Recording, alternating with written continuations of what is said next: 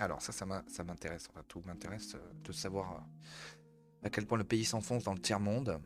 Et donc là, c'est chaud, chaud, chaud, chaud patate.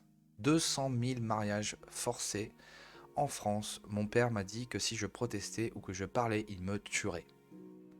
200 000 mariages forcés.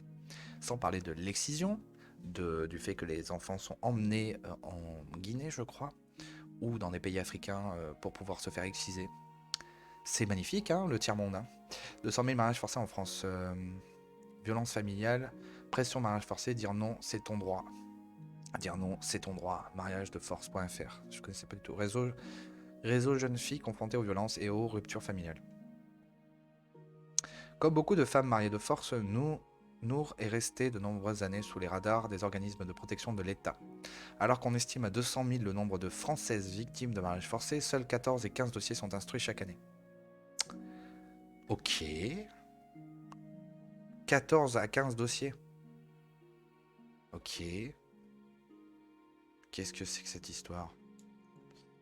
D'accord. Donc en gros, c'est l'omerta, mais la plus monstrueuse qui a pu exister depuis plein de... Enfin, c'est un truc de fou. Elle raconte son histoire au JDD.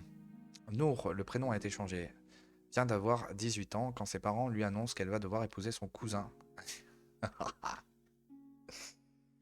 Âgée de 10 ans de plus qu'elle, la jeune femme née en France de parents d'origine marocaine passe alors ses vacances dans leur village natal.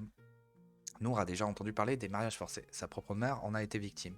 Mais elle est à des lieux d'imaginer que ce qu'elle qualifie de pratique de barbare lui serait un jour imposé.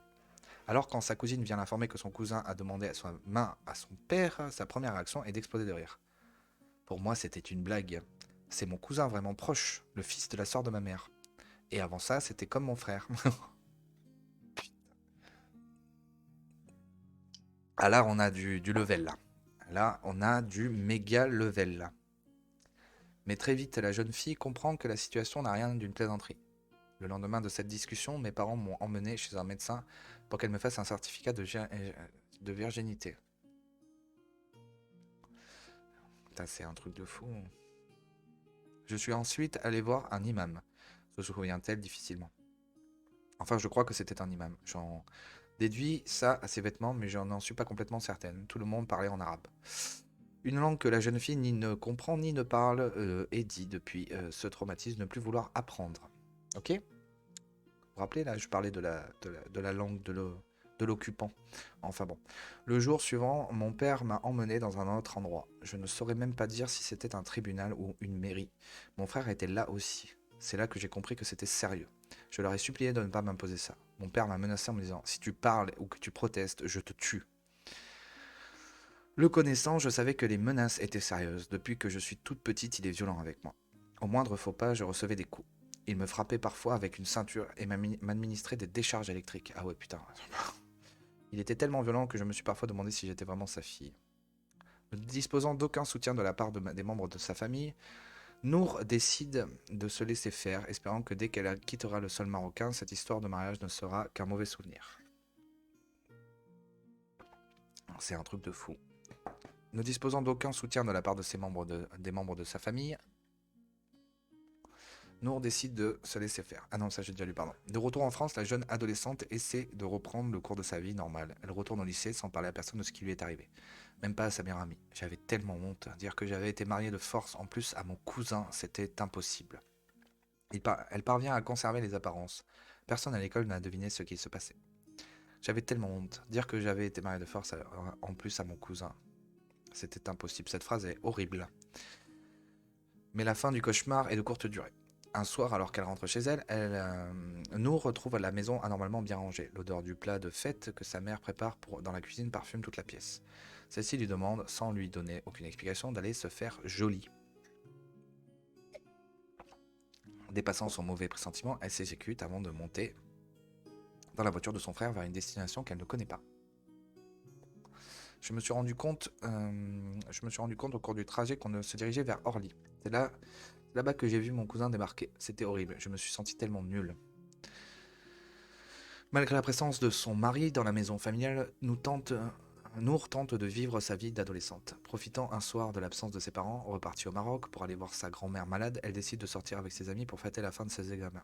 Je voulais juste aller danser. C'est la première fois que je sortais. Je suis allé chez ma meilleure amie pour me préparer et j'ai demandé à ma sœur de me couvrir en prétextant que je gardais ses enfants.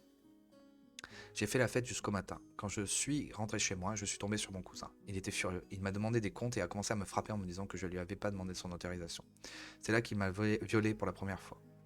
Ce jour-là, j'ai cru que je n'allais pas survivre, se souvient-elle. Je suis tombé dans les pommes, je ne me souviens plus de ce qui s'est passé ensuite.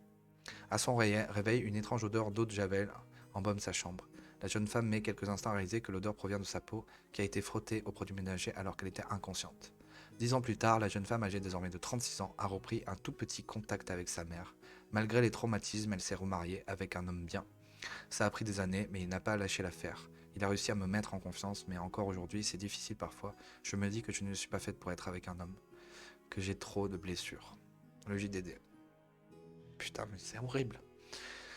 C'est tellement horrible, putain, mais c'est tellement horrible. Putain de merde qu'on laisse faire ça.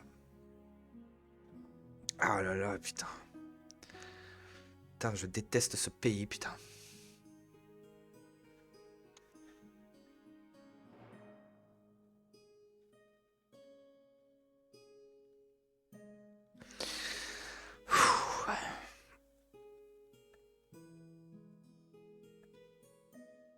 Ah putain, c'est tellement horrible.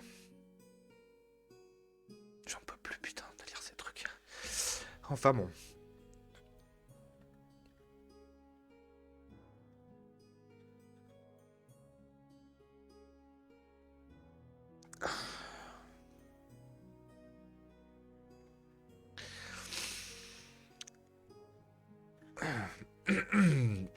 Donc, continuons.